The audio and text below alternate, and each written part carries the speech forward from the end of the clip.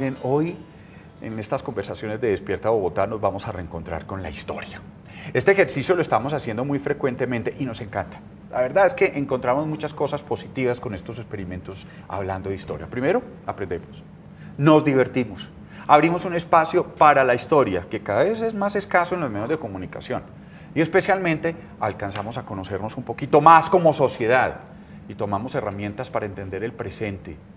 Miren, ahorita en este mes de octubre, estamos en mes de octubre, se conmemoran 120 años, y eso nadie lo ha dicho, de una de las confrontaciones más violentas, fratricidas e inútiles que ha tenido Colombia, la Guerra de los 1000 días. Murieron unas 100.000 personas, bajita la mano, 2,5% de la población colombiana en ese momento. No fue la única guerra, digamos, que comenzó en el siglo XIX, pero sí marcó el inicio del siglo XX en nuestro país, ¿no? Saludamos el siglo XX como una guerra de este tamaño y dejó una marca en la memoria colectiva colombiana. Pero no solo es la fecha lo que nos incitó a traer este tema, es algo que va más allá y voy a tratar de explicarlo en pocas palabras. No sé si ustedes, pero yo por lo menos veo también con una preocupación muy grande en los medios de comunicación, en las redes sociales, en los diálogos, en las mismas familias. Una sociedad profundamente dividida en dos bandos muy claros. Por un lado, un sector de pensamiento conservador, ¿no?, muy ligado a un sentimiento religioso tradicional y centralista. Por el otro lado, un sector de pensamiento liberal, muy cercano al humanismo laico, y más propenso a reconocer, digamos, las diversidades sociales. Ambos, con sus luces y sombras, con sus pros y sus contras, parecen estar empeñados en una campaña de desprestigio mutuo. E incluso pareciera haber la intención de buscar que el otro lado desaparezca del debate público. Es como si por décadas el enemigo común del narcotráfico o de las guerrillas hubiese ocultado un germen de odio entre los colombianos, un germen que ha estado ahí, enquistado en toda nuestra historia republicana. Y ese germen, digo yo, no es más que la idea de dos concepciones muy distintas de lo que queremos que sea la nación. Y al no saber cómo tramitar esas diferencias, tramitarlas con tolerancia y con generosidad, pues se han convertido en un obstáculo para nuestro desarrollo. La Guerra de los 1000 días nos puede dar pistas para entender muchas cosas de nuestro presente, quizás porque el pasado tiende a repetirse y porque solo conociéndolo tendremos más herramientas para obrar con cordura y evitar que siga haciéndonos daño. Y para este tema tan apasionante vamos a conversar con una invitada de lujo. Estamos esperando nuestro otro invitado y ella es una gran conocedora, les decíamos, y una muy buena conversadora, es Alba Irene Sáchica. Alba Irene Sáchica tiene 2 licenciaturas de la Universidad Javeriana, una en Educación y en Ciencias Sociales y otra en Historia. Igualmente es magíster en Educación de la Universidad de La Sabana, donde también es una profesora investigadora de la Facultad de Filosofía y Ciencias Humanas. Profesora, qué placer que está con nosotros, bienvenida. Mucho gusto, buenos días. 120 años y yo no veo... No, yo. La Guerra de los 1000 días. Bueno, sí, es verdad, muchísimas gracias. 120 años de esa Guerra de los 1000 días. Y yo creo que antes de empezar de hablar de la Guerra de los 1000 días, hablemos de los antecedentes, qué estaba pasando en ese momento en esa Colombia republicana. Ay, una Colombia republicana que realmente era un siglo XIX que tiene 2 cosas muy interesantes, ¿no? Una entrada al siglo XIX con una victoria de independencia, con una idea de por fin hacernos nación. Hemos tomado todas las ideas de lo que se ha hecho en Estados Unidos, lo que se ha hecho en Francia, y tenemos la idea de la libertad y los derechos. Y obviamente uno dice, qué delicia, llegar a 1810, y estamos en el bicentenario de la batalla de Boyacá, 1819, y en el marco de entonces nos vamos a plantear un país libre, soberano e indivisible, que casi son los principios de la Revolución Francesa, libertad, claro, igualdad y fraternidad. Entonces todo en el papel iba muy bien. Hacía 80 años, sí, habíamos logrado ya ser país, ¿no? Ya efectivamente el fantasma de España o de Europa estaba lejos, ya éramos una nación. ¿O no tan lejos? No tan lejos, porque fíjate ¿sí? que 1819 se libra la batalla, ya la parte militar, porque también hay como dos momentos, ¿no? La parte ideológica, claro, que va en 1810 y la parte militar que es a 1819. Pero digo, ya para la guerra de los 1000 días ya está bastante lejos el fantasma, a eso me refería. Sí, eso era lo que claro. me refería. Ahí, digamos que después del medio siglo que se reconoce la independencia y que España dice, sí, estas tierras son de ustedes, ya nosotros nos vamos, porque fíjate cómo se tarda España también de decir, me voy del todo y entrego las tierras, porque ella se había hecho el derecho sobre la tierra, que era lo más cruel que había pasado. Y ahí ya también habían aparecido a mitad de siglo los partidos políticos. Año 48 el Partido Liberal, año 49 el Partido Conservador. 1848, 1849. Con una particularidad muy original en Colombia, y es que los dos partidos heredan el principio del ideario francés. Parecieran ser entonces ambos de origen liberal, aunque uno va a tender hacia la tradición y otro más hacia la modernidad, como siempre se ha hablado de eso, ¿no? Pero digamos que las diferencias cruciales estarían como en la manera como se va a comprender la idea de nación, que es lo que realmente nos estamos jugando desde la segunda mitad del siglo XIX hacia allí. Aunque ya hemos hecho algunas constituciones y etcétera, siempre se está pensando es qué modelo de país queremos, qué modelo de nación queremos, centralista, federalista, y esas participaciones que hacían tan complejas. Ustedes, antes de seguir, ¿se acuerdan el término patria boba? Bueno, patria boba fue considerado esos primeros años de la República, en donde había una discusión muy fuerte sobre si queríamos, cómo íbamos a armar esta república. Esto que habíamos logrado, no teníamos ningún antecedente, realmente estábamos haciéndolo con creatividad, con algunas ideas de la Revolución Francesa, de la Revolución Americana, en fin, pero no sabíamos cómo hacer esto. E iniciamos unas discusiones sobre si queríamos ser, entre otras cosas, centralistas o federalistas. Y esa discusión que no hemos resuelto, unos historiadores después dijeron que eso era una patria boba. Pues resulta que esa pregunta no era tan boba, esa pregunta no la hemos resuelto. Y esa pregunta no ha generado sino guerras, porque es el germen de una gran división en nuestro país. Totalmente. Es una circunstancia que es compleja, porque es cómo queremos organizarnos y desde dónde queremos gobernarnos, ¿cierto? Y qué idea de nación vamos a tener. Fíjate que nosotros, inclusive, casi que es heredado también de la colonia, eso de la regionalización, que era como estábamos organizados en la colonia. Sí. Entonces, esa misma herencia de región se va a quedar muy marcada. Y en Colombia ha sido una tradición absoluta y aún, como tú dices, en la actualidad todavía es, ¿somos más nación que región o somos más región que nación? Exactamente, esa idea del país caribe, del país antioqueño, del país, ¿cómo se dice?, pacífico, de los llanos, en fin. Eso sigue siendo qué tanta autonomía pueden tener nuestras regiones, qué tantas nuestros gobernadores, que este tema de la democracia, por ejemplo, eso es una pregunta muy grande que no hemos resuelto y nos ha llevado a guerras. Volvamos entonces hace 120 Y evidentemente eso es lo que va a hacer que se dé la guerra a los 1000 días, porque finalmente lo que han hecho los liberales, para no ir tan atrás, ya están los partidos, etcétera, y cada vez que hacemos constituciones hay guerra. Porque pareciera que nosotros no encontramos otra forma de superar una tensión sino a través de las armas. Entonces, por eso tantas guerras civiles en el siglo XIX. La última. Y la última, la de los 1000 días, la más larga. Exacto. Y la más, como tú decías, la más sangrienta realmente. Bueno, en 1886, recuerdan ustedes, antes de la Constitución del 91, había una Constitución que nos regía desde 1886. Lo regió más de 100 años. Esa Constitución del 86 trajo muchos problemas. ¿Cuáles fueron?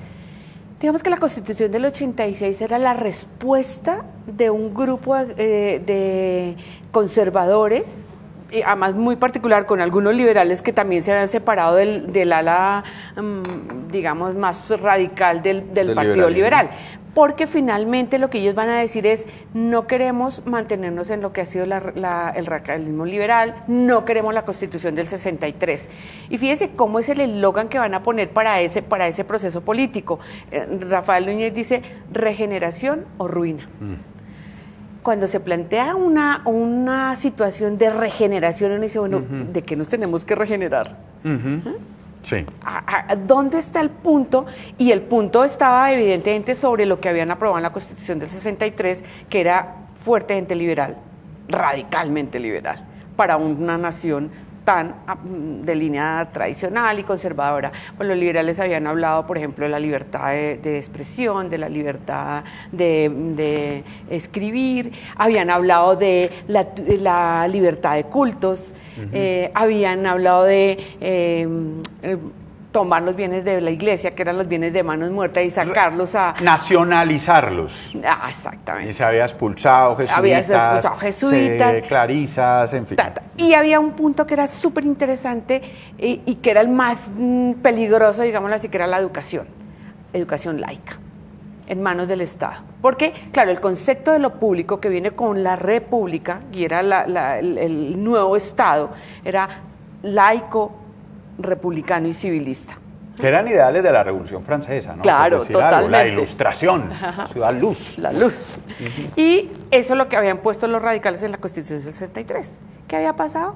Pues que el ala conservadora y el Partido Conservador, que ya se ha fundado también, dijo, esto no puede ser. Empezaron las disputas, no cambios, no nada, por el contrario, la expulsión, ustedes saben que también en Colombia ha sido una cosa muy particular, y es que siempre que hay un partido de gobierno en el poder, excluye al otro partido. En el periodo radical, pues los conservadores siempre estuvieron por fuera. Fíjense ustedes, usted lo que está diciendo una cosa, participación en el Congreso trae paz. Por eso, unas voces de la extrema disidencia, como puede ser un partido de las FARC, es defendido por muchos como diciendo de participación, que es que eso trae paz. Hablar ahí trae paz. La exclusión total ha traído guerra en Colombia. Lamentablemente. Lamentablemente sí, porque nunca... Entonces teníamos en ese momento, unos liberales que estaban no en el poder, había una censura de prensa, había una restricción de los derechos individuales, y por otro lado, miren, hay muchas maneras de democracia o de escogerla, digamos, a nuestros dirigentes. Una es la mayoría simple. Un voto determina que todos, digamos, que el ganador se toma todo el poder. Hay muchas formas de una democracia representativa, y habla como de unos ejercicios matemáticos para, de alguna manera, darle una proporción, una representatividad, ¿sí? Es decir, mire, que es que de todas maneras, pues sí, efectivamente perdieron, pero el 40% de la población está por este partido. Entonces, en el Congreso tratemos de darle un número más o menos cercano para que esa gente también se sienta representada. En esa Constitución no, y los liberales estaban por fuera. Totalmente por fuera para el 86, aunque Marroquín había subido con apoyo liberal y conservador en su segundo periodo también, no dio partida para que los liberales entraran con alguna representación relativamente digna, si lo pudiéramos decir así. Y entonces, claro, los liberales radicalizaron aún más, y por fuera del Estado, por fuera del gobierno, de la administración, decidieron dividirse también, porque no todos los liberales estaban de acuerdo con esas ideas radicales, etcétera. Entonces, claro, como que dije, bueno, listo, habrá unos liberales que nos mantendremos en el radicalismo liberal, se van a tomar el nombre de belicistas. Sí. Porque son los que empiezan como a llamar a guerreristas. Guerreristas, pero ellos más decían belicistas. Y una ala moderada del Partido Liberal, que es la que va a acompañar realmente... Pacifistas. Y digamos, mira que ellos se llaman moderados. No hemos abandonado las ideas liberales, pero tampoco somos tan radicales como los radicales. Un poco lo que te estás planteando. Es posible que vivan otros que piensan distinto, sin que lleguemos a la radicalización que hubo en lo que se llamó el Olimpo radical. ¿Sí ven lo peligroso que es esa idea de que las mayorías eliminan a las minorías? Si ganamos por un voto y somos mayoría, las minorías se tienen que quedar calladas y aguantar. Eso ha traído guerras en nuestro país. Sigamos. Sí. Es que hay que aprender un poquito, a ver si aprendemos. Sí, lo que tú dices, uno va viendo la historia y dice, pero es que no logramos madurar el pensamiento, no logramos como decir, listo, hemos tenido experiencias violentas, pues ya entremos por la línea del consenso y el acuerdo, pero es muy difícil realmente, por lo menos en nuestro país, un poquito difícil ese tema.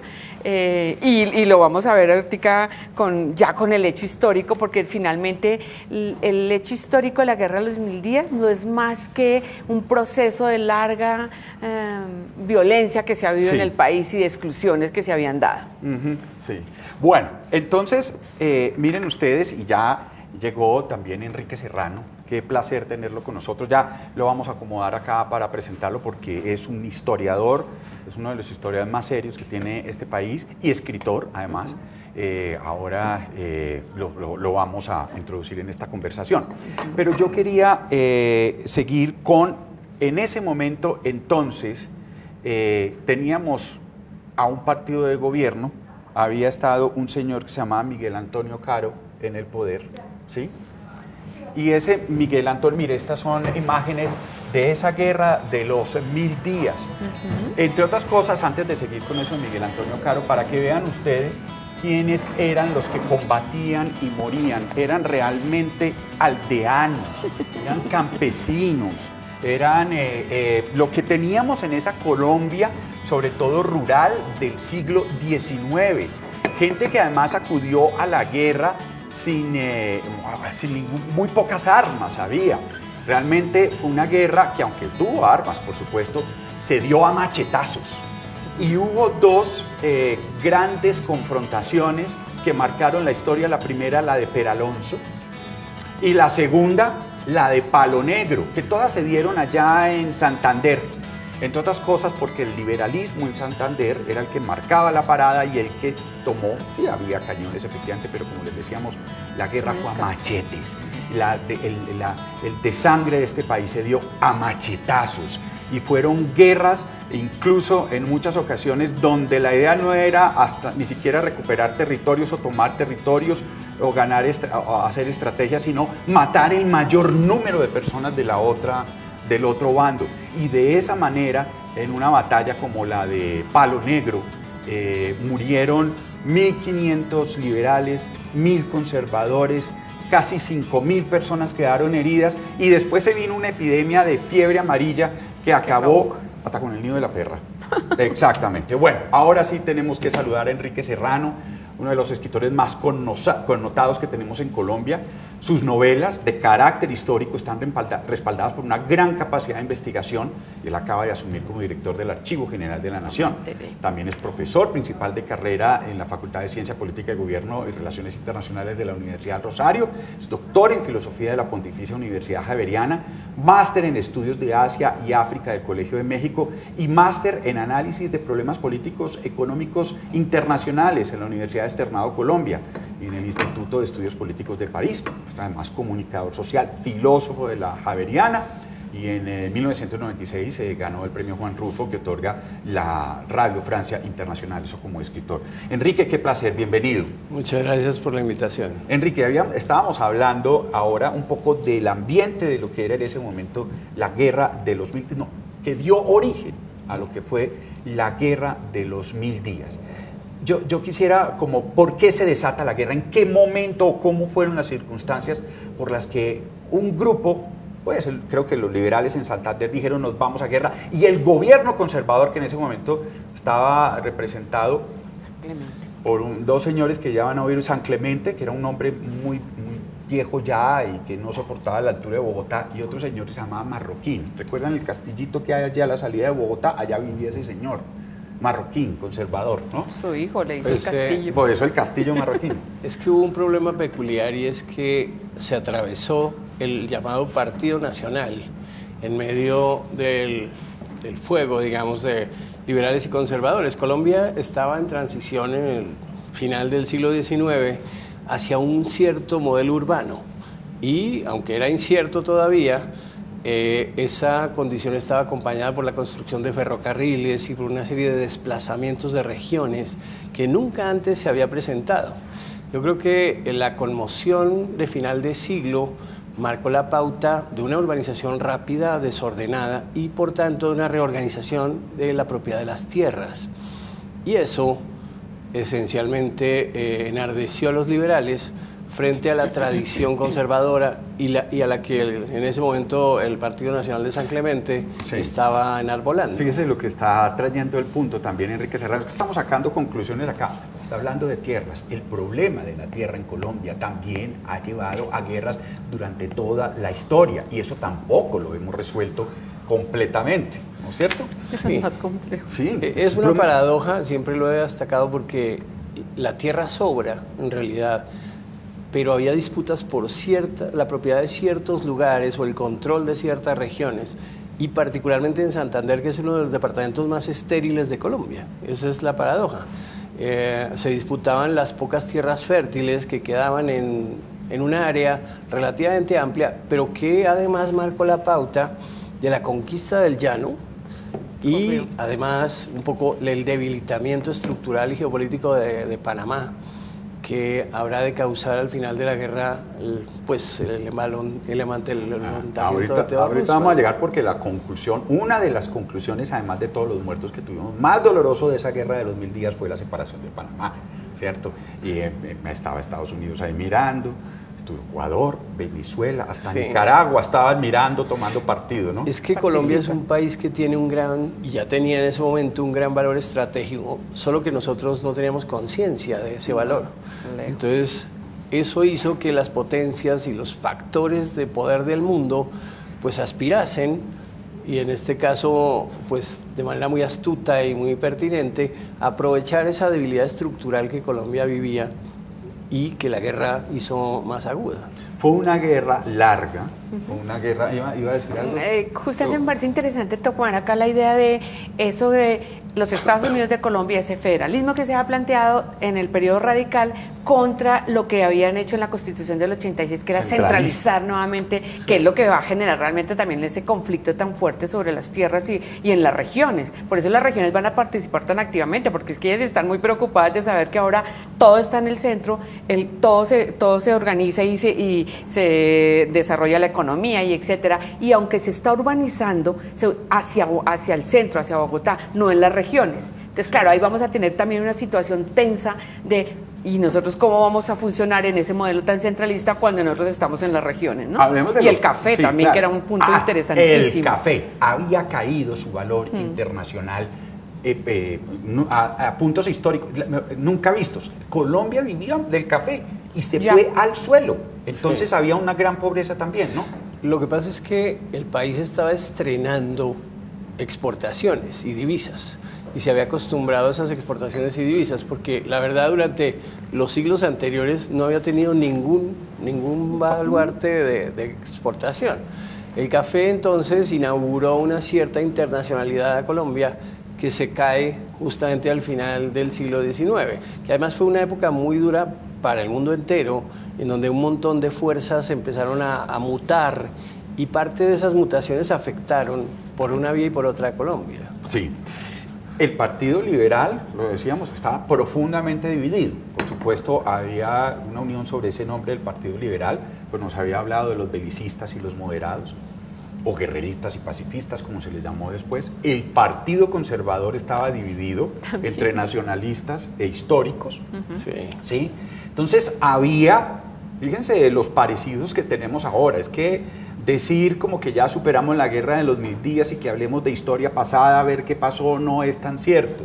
Había grandes y profundas divisiones dentro de los partidos, Enrique. Sí, lo que pasa es que Colombia nunca ha tenido auténtica disciplina de partidos. La lógica de los partidos ha sido siempre regional.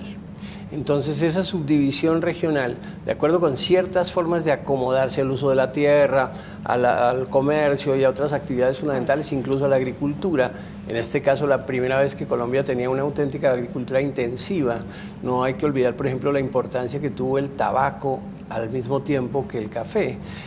La quina y otros productos. El tabaco, y lo hacían mucho en Santander. Exactamente. Claro, sí. desde Tabaco Santander. Para la independencia de las cosas que hicieron que reaccionaran fue cuando pusieron impuestos al estanco del tabaco y al aguardiente. Sí. Los impuestos siempre van a ser un punto también de quiebre porque son los que afectan la economía y las bases, básicamente. Además, ¿no? Es una especie de inercia de la colonia, porque esos eran los mismos asuntos que movían la sociedad durante la colonia. ¿Quiénes fueron a la guerra? Yo quiero hablar de, no solo, por un lado estaban generales y empezamos a oír nombres como Rafael Uribe Uribe, Benjamín Herrera, Vargas Santos, que lo traen de allá de los llanos, ¿no? Por el otro lado, González Valencia, ¿cómo se llamaba? Ramón González Valencia. Ramón González Valencia. ¿Quiénes más estaban? Había un liberal, Foción. Sí, había varios caudillos conservadores, pero una de las características fundamentales de la guerra, y eso es lo que la explica de un modo más cabal, era la existencia espontánea de milicias que se formaban aquí y allá, esencialmente alrededor del Santander, y en la perspectiva de que con una determinada victoria regional se iba a poder expandir la guerra hacia Bogotá. Eso en realidad nunca se dio. Nunca pasó. Sí. Y lo otro también con relación a quienes participaban, es que es una guerra bien compleja de entender porque vienen las fuerzas regulares del gobierno, armadas y uniformadas más o menos, porque tampoco era un ejército fuerte, y luego aparecen las otras, las de la zona, las de la parte liberal, que esas sí son voluntarias entre comillas, pero también se aparece una idea y cuando estábamos hace un ratico comentando, Miguel Antonio Caro va a tener un papel bien preponderante porque Miguel Antonio Caro, que hace efectiva la Constitución del 86 y radicaliza tanto ese pensamiento conservador hacia la tradición, hacia el centralismo despótico, podríamos decirlo casi, va haciendo que el liberal se sienta cada vez y justifique más esa organización que está dando. En ese caso, Rafael Uribe Uribe, por ejemplo, es uno de los grandes líderes que va a decir, esto no se puede por vía democrática, habrá que ir por las armas. Y ahí es el tema, como en algún momento lo comentabas tú también, de ¿no hay otra forma de resolver los problemas en Colombia? Porque es que Rafael Uribe Uribe, lo decimos, aquí tenemos una localidad en Bogotá que se llama Rafael Uribe Uribe, claro. Y luego lo matan, mejor, ahí al lado del Capitolio, y hay una placa conmemorando el sitio donde lo mataron, porque después fue un hombre que buscó la paz.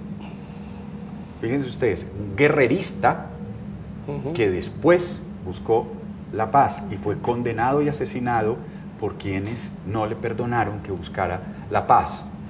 ¿Se les parece algo? Bueno, pero en todo caso, hablemos de dos batallas que fueron fundamentales y que se dieron en Santander y que tienen participación Cúcuta, Bucaramanga, que se convierten como en bastiones que se toman los unos y los otros, ¿sí? Y después llegan unas batallas que se llaman la de Peralonso y la del Palo Negro, que fue brutal. ¿Qué recuerda usted de esas batallas? Pues la verdad es que Santander, o los Santanderes en un sentido más amplio, en virtud de su carácter transversal también, de una movilidad social bastante alta, de aspiraciones al comercio, de tradición alemana, de una serie de factores que la han marcado a través de los siglos, es una región dada a las milicias y a las acciones militares y a las escaramuzas.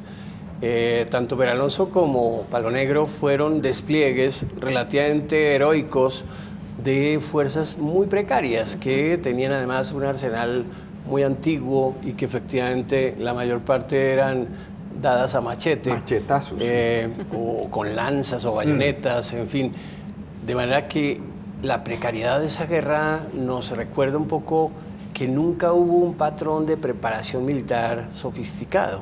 De hecho, el ejército que estaba con el Partido Nacional en Bogotá no participó, o apenas si participó en la guerra, que es una paradoja, porque efectivamente fue una guerra cruenta, pero entre milicias, espontáneas algunas, otras partidistas de manera explícita, sobre todo las guerrillas liberales cuya naturaleza iba barriendo ciertas regiones y reclutando personas, etc. No hay que olvidar que ellos además fueron en buena medida los constructores de los caminos que después serían las carreteras en Colombia. Luego, todo eso está relacionado, la forja de las ciudades, la aparición de un cierto espectro, digamos, industrial o preindustrial, los ferrocarriles, todos esos elementos cambiaron para siempre la vida de la sociedad. Y esta transición dolorosa al siglo XX, pues fue la manifestación explícita de todas esas fuerzas encontradas. Digamos que el culmen es Palo Negro, una batalla muy trágica en muchos sentidos, porque días. Sin vencedores, termina además. 15 días sin vencedores, matándose. Eso sí que llama la atención sobre todo por lo que tú dices, para la actualidad. Ninguna guerra se termina en el campo de batalla. Sí.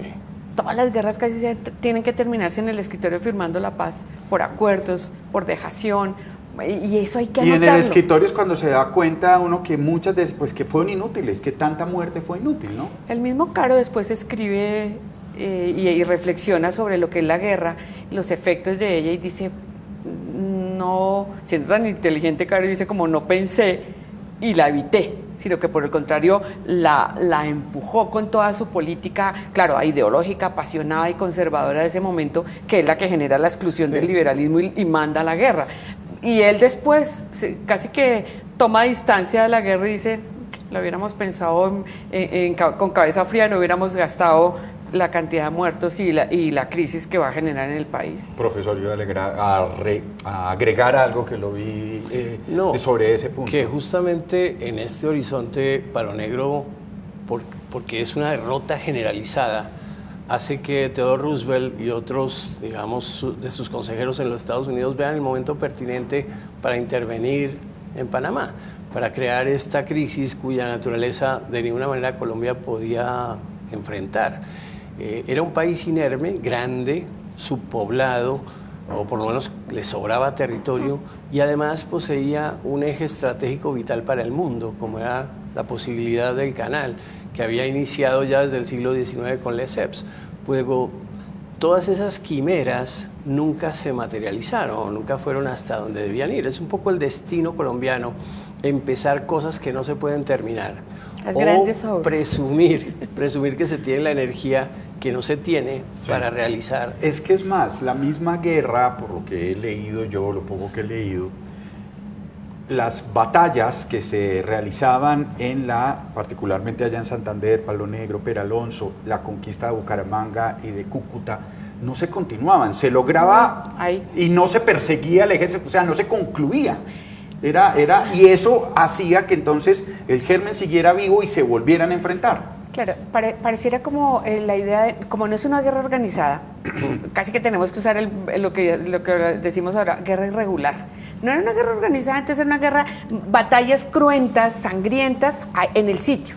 Pero ahí ya no había quien dirigiera, no había un líder que llevara a buen término, ni siquiera ellos tampoco tenían tan claro qué estaban buscando en esa guerra, a más de querer tumbar el gobierno conservador y acabar con la idea de la regeneración, que era lo que realmente incomodaba y que estaba determinando la condición de la nación que íbamos a proponer para el siglo XX. Ahora, fíjese usted, profesor, usted estaba diciendo algo ahora muy interesante de esa guerra de guerrilla. Resulta que después de esa batalla tan terrible de Palo Negro, una batalla que, como los liberales parece que estaban en un Cerro San Ignacio, más bien ubicados, estaban muy bien ubicados, pero los conservadores eran más.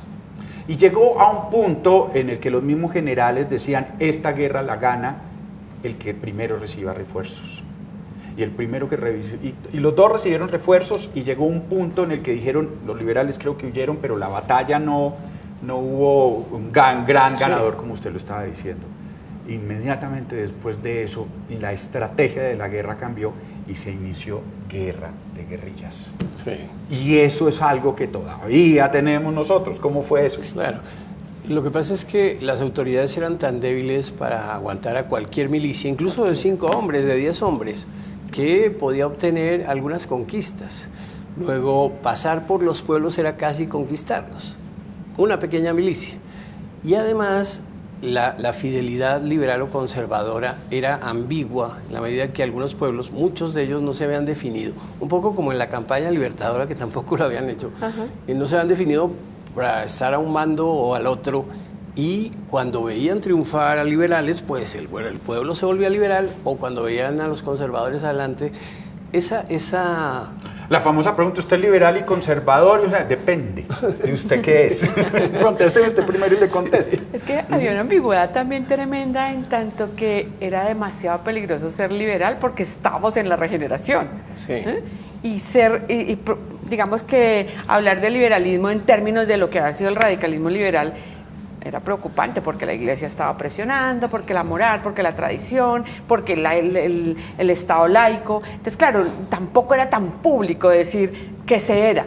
Sí, entonces, por eso el reclutamiento también fue tan particularmente presionante. O sea, todo el mundo decía que la gente iba voluntariamente a defender lo que la gente no entendía que iba a defender realmente. Por eso ese carácter tan voluble de ahora liberal, ahora conservador. Y generalmente, pues una vez que entraba la guerrilla a un pueblo, lo que hemos visto tradicionalmente es que se quedan, desplazan, y ahí empiezan los desplazamientos también, pero también se apropian de las tierras. Exacto. Y la guerra de guerrillas tiene una característica, que son estos grupúsculos, y es que no conducen nunca a una victoria, pero sí da muchísima violencia, ¿no? Sí. Produce muchísima violencia y mucha muerte. Y produce un poder sumamente inestable. Exacto. Además, voluble, y las posibilidades de conservarlo en el tiempo son muy pocas. Yo quisiera decir una cosa que a mí siempre me ha parecido interesante. A diferencia del Partido Liberal, que tenía sus representantes ideológicos más o menos explícitos, el Partido Conservador no tenía un ideario más o menos establecido, sino que era un conjunto de grupos que fluctuaban entre una adhesión muy fuerte a la Iglesia, esencialmente, que era la educadora y que era además la gran autoridad social, de control social en la mayoría de estos pueblos, y un conservatismo, digamos, un poco superficial, que era por guardar las apariencias, en el que se escondieron muchos liberales, justamente. Entonces había una zona gris en el medio, yo creo que grande, especialmente en las ciudades, en donde la gente nunca se definía. Estaba un poco del lado conservador para guardar las apariencias, pero tenía algún tipo de idea liberal o de inclinación liberal. Esa se parece un poco a la situación actual. Exacto, es que me estaba imaginando. La idea de este programa era eso. 120 años se declaró esa guerra ahora en octubre. Y fíjense en ustedes que no hemos resuelto ese germen, esos problemas de fondo. Por eso es como el mensaje, hay que tener cuidado cuando estemos observando estas discusiones que estamos teniendo a través de las redes sociales e incluso familiares. Ahí está. Cuidado, no juguemos con candela, es es decir, tramitemos otra vez, aprendamos de eso y tramitemos esas diferencias con tolerancia, con voces, con participación en los medios democráticos. Sí, y yo pediría además con argumentos. La clave es que quienes aprenden a argumentar empiezan a tener cierta posibilidad de convencer con razones que sean sólidas y no con la mera adhesión irracional que era la característica de las guerras en Colombia y que fue, por supuesto, en la de los 1000 días la predominante. Él pregunta, mire, nos está viendo el maestro Víctor de Currea Lugo y hace una pregunta, ¿cómo se refleja esta guerra en 100 años de soledad? Ustedes tienen algún maestro, usted que es literato. El libro más clave es como el coronel no tiene que le escriba, creo que es la más cercana. La más clásica. Es decir, estas guerras larvadas siguieron durante el siglo, en este caso el comienzo del siglo XX, que además fue marcado por este espíritu de urbanización desordenada, si se quiere, de además modernización de la sociedad, en donde las ideas liberales iban ganando un poco de terreno, pero de ninguna manera cuajaban. Entonces, lo que expresa el coronel no tiene quien le escriba, lo que expresa el propio 100 años de soledad, es que la sociedad estaba cruda para emprender estos cambios y que por tanto le iban a quedar solo a la mitad o menos de la mitad. 100 años de soledad, en buena medida, desde una perspectiva política, es esencialmente una epopeya de esta indefinición que era Macondo. Macondo es un mundo indefinido donde todo es posible, pero las fuerzas en alguna medida imitan el orden occidental, el orden, digamos, moderno occidental. Tratan de ir por ese camino, pero fracasan irremisiblemente. Y yo creo que esa es la gran metáfora de la guerra y de la posguerra de los 1000 días. Sí, hay un libro bellísimo, además, dentro de una pentalogía, que le falta un libro, de Daniel Ferreira, usted lo debe conocer, maestro, El libro número 4 se llama El año del Sol Negro, que narra la terrible batalla de Palo Negro y lo que significó en los aldeanos, en ese mundo, en esa Colombia que estábamos viviendo en ese momento. ¿Por qué ahorita lo mencionamos y lo mencionó este profesor, la presencia de Venezuela, Ecuador, Nicaragua, apoyando las ideas liberales y Estados Unidos apoyando las ideas conservadoras? Era como, ¿por qué ese interés, por ejemplo, de Venezuela, Ecuador y Nicaragua, apoyando lo liberal? Digamos que ellos también van por esa misma línea, ellos son defensores del liberalismo y del liberalismo clásico, entonces creen que para Colombia también lo que se necesita es modernizar el país, ¿no? Porque finalmente ahí el tema también va a ser ese. Desde la perspectiva liberal, ellos siempre han creído que desde su pensamiento de avanzada, laico y capitalista, pues era entrar a la modernidad, entrar a una economía más fuerte internacional, justo con el café, y por eso los liberales se sienten tan atacados cuando cae el café y sus haciendas entran en crisis y demás, y los comerciantes para la exportación. Así que Venezuela también estaba interesada, y Venezuela es la que más le proporciona armas a la batalla de Palo Negro para poder hacer el triunfo. Y los conservadores tienen que replegarse y decir, tenemos que trancar esa Venezuela que ahora es nuestro enemigo, y de alguna manera lo que sí encuentran es que un apoyo mucho más grande que es Estados Unidos, pero Estados Unidos no está mirando a Colombia con la preocupación de Colombia ni del Partido Conservador, sino a Panamá. Está mirando a Panamá. Entonces, concretamente. ¿Qué pasó con Panamá? ¿Qué era lo que estaba pasando? Ahí había un interés muy grande porque esta zona era un paso entre los océanos Atlántico, o si quiere el Mar Caribe y el Pacífico.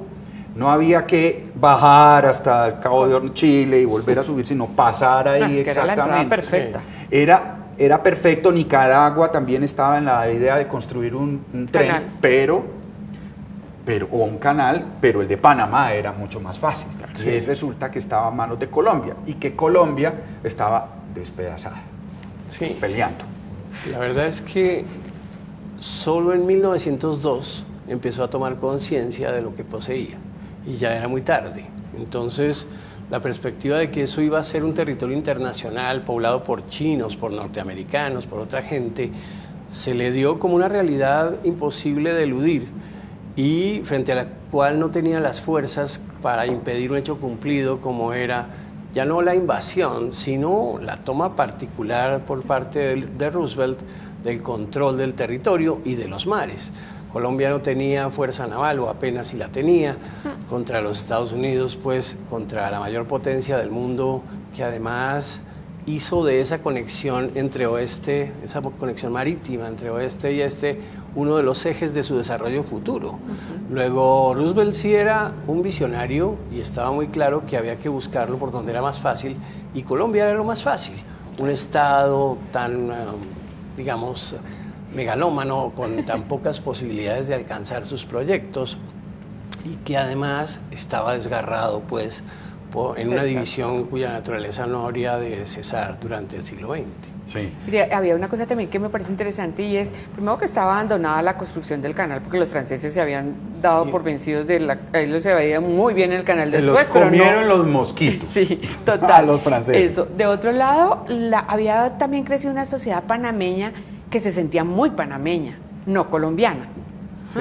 Y eso también va a ser un punto de quiebre, porque claro, ellos veían, digamos, que el centro de Bogotá estaba muy lejos, tampoco era que les ayudara mucho, ellos sí daban mucho porque era el punto de entrada y no recibían tantos beneficios, así que ellos, digamos, que habían aprendido con el federalismo del periodo radical que podrían ser soberanos, sí, porque justamente lo que habían hecho los federales era decir estados soberanos, y Panamá había sido uno de los estados soberanos. Como que han aprendido la lección y habían pensado, es posible. Y llega la coyuntura histórica que les va a permitir, con el ofrecimiento de los Estados Unidos de Panamá puede ser un punto importante, nosotros podemos resolver el problema del canal, porque una cosa es el canal y otra cosa es el territorio. Sí. ¿No? Entonces, ahí hay dos situaciones muy particulares. Para que Estados Unidos haga el canal. El problema es qué pasó con el territorio. Sí. ¿No? Y Marroquín no tuvo la posibilidad, ya estaba muy viejo también, y San Clemente, como todos los centenarios casi que iban con el año del los siglo. liberales, tampoco Ninguno, los liberales, No había nadie. No, es Pues, que yo creo digamos, no había nadie ahí que tomara. Estaban también muy divididos. posiblemente gobernar desde Bogotá, Panamá quedaba bien lejos. Sí. Yo creo que no alcanzaban a imaginarse lo que era Panamá. Ese es uno de los reflejos del hecho de que Colombia nunca tuviera conciencia auténtica de sus mares y de sus costas y de la tremenda importancia que tuvieron durante siglos. La verdad es que esa importancia ya existía. De hecho, Panamá fuera el control durante el Imperio Español del paso de toda la riqueza de lo Pacífico al Atlántico. Luego, es esa falta de dimensión geopolítica, esa falta de conciencia de quiénes somos y cómo vivimos, lo que ha marcado también el destino nacional, incluyendo la pérdida de Panamá. Bueno. Y ahí se lamenta uno porque no se enseña geografía política. Sí, miren, como les decíamos, las guerras en Colombia, a ver si aprendemos también algo de eso, nunca se han podido solucionar en los territorios, en las batallas, en las peleas en el campo, sino en una mesa. Y se hicieron varios tratados que buscaron la paz. El Tratado de Neerlandia, ¿sí? Rafael Uribe hace ese tratado. Otro tratado que era el de Wisconsin. Sí. Y otro tratado que era el de Chinácota, norte de Santander, ¿no? Con esos 3 tratados empezó a buscarse la paz entre los colombianos. Sí. Pero serían tenidos en cuenta realmente, o sea, los valoramos como por agotamiento, sí, por agotamiento y fatiga de guerra y empobrecimiento del país y eso, pero se piensa que es necesario parar la guerra. Sí, es una paradoja porque Colombia, justamente después de la guerra y después de perder a Panamá, tiene el gobierno de Rafael Reyes, que es quizá el más visionario de los gobiernos de comienzos de siglo, que intenta un auténtico plan de regeneración con las herramientas que tenía en ese momento. Pero de todas maneras, el país no salió completamente devastado ni derrotado porque tuvo un gobierno. Y ese gobierno, de naturaleza fuertemente centralista, relativamente pragmática, como fue el de Rafael Reyes, pues emprendió un camino que intentaba subsanar las heridas. La verdad es que los tratados sí sirvieron, sí sirvieron. Esa paz, aunque fuera firmada, aplacó a la gente y le permitió un rumbo, o la creación de un rumbo, por ejemplo, que continuaba las carreteras, que continuaba los ferrocarriles, que daba un cierto horizonte de respiro a este país en gran medida exhausto por esas calamidades, pero sobre todo una cosa interesante, y es que aceleró el proceso de urbanización. La urbanización colombiana ha sido muy eruptiva y disruptiva, por supuesto muy mal planificada, pero sacó a la gente de sus aldeas y de sus pueblos y creó las grandes ciudades, es decir, las 5 o 6 o 9 grandes ciudades que pudiéramos tener hoy, porque la guerra es en verdad pues un factor de mutación social. La gente que vivía en determinado orden de vida, en determinada cementera, en su horizonte pequeño, empezó a ver el mundo de un modo distinto. Y esa es quizá la única, si se quiere sacar algo positivo, la única virtud que pudieron tener estas guerras, incluyendo la de los 1000 días. Y vale la pena mencionar a Reyes. Reyes es un presidente que tiene una característica y es que es ingeniero. Sí. Creo que eso le ayuda muchísimo. Es un ingeniero militar, sí, y además ha recorrido el país, a diferencia de los otros que siempre estuvieron sentados en Bogotá y no conocían el país. O sea, máximo iban a lo que ahora van todos los viejitos a Anapoima. Mira cómo se sabe que sí es en Anapoima. O sea, que no vayamos a Anapoima todavía. Pero casi todos iban a Anapoima por el clima. Pero hasta Anapoima. Es que Anapoima es a 2 horas. 2 horas. En esa época sería más, pero nadie conocía la dimensión del país, las fronteras. Nunca conocieron eso. Entonces, claro, era muy difícil.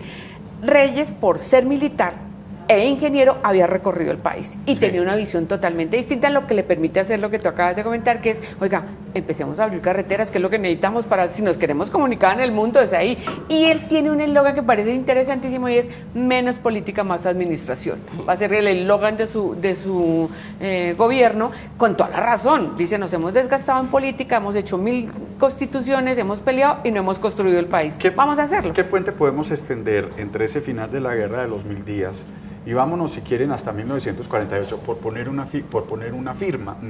fecha en donde se inicia una nueva época de violencia? Realmente 1948 es una fecha un poquito caprichosa por la muerte de Galán, por el asesinato de Gaitán, discúlpeme, de Gaitán, por el asesinato de Gaitán. Y, digamos, ¿ustedes ven un hilo de continuación ahí? Pues sí, es un hilo sutil. Es un hilo sutil. La verdad es que el país hizo muchas más cosas en esa primera mitad del siglo XX. Sería completamente injusto recluirlo únicamente en la guerra. Por ejemplo, la educación que era religiosa empezó a ser laica, empezó a haber universidades, las escuelas normales cambiaron el país. Creo que es un punto interesantísimo. Fue muy importante. Porque reconocida la necesidad de educar, porque se estaba modernizando el país, empezaban a aparecer las fábricas también, etcétera. Entonces había que educar. Y aparecen se dan cuenta que aunque la Constitución contempla la idea de la educación pública y gratuita, no hay quien enseñe. Entonces lo primero que hacen son las escuelas normales, como la manera de formar profesores para que puedan enseñar. Ese es un punto interesantísimo, porque finalmente tendremos que reconocer que la educación es lo único que saca a cualquier país de sociedad. Sí. Y además eso se hizo en todas las regiones, no lo hizo solo Bogotá. Es decir, también lo hizo Medellín a su manera, Bucaramanga, Barranquilla, Cali, etcétera. Popayán, por ejemplo, que es una ciudad tan importante, marcó la pauta. Pamplona, en fin, sitios que tenían una vitalidad especial, dieron su sello para construir una sociedad nueva, por supuesto de manera muy precaria y de ningún modo exitosa, pero suficiente para que el país no fuera como el del siglo XIX. Profesores, muchísimas gracias. Nos podríamos seguir aquí en esta conversación tan interesante. Le agradezco mucho que haya venido a acompañarnos y aportarnos desde su conocimiento, profesor. Muchas gracias a ti también. Y también, doctora Sánchez. Muchísimas gracias. Mucho gusto. Nosotros seguimos, hay más para compartir con ustedes. Usted despierta Bogotá.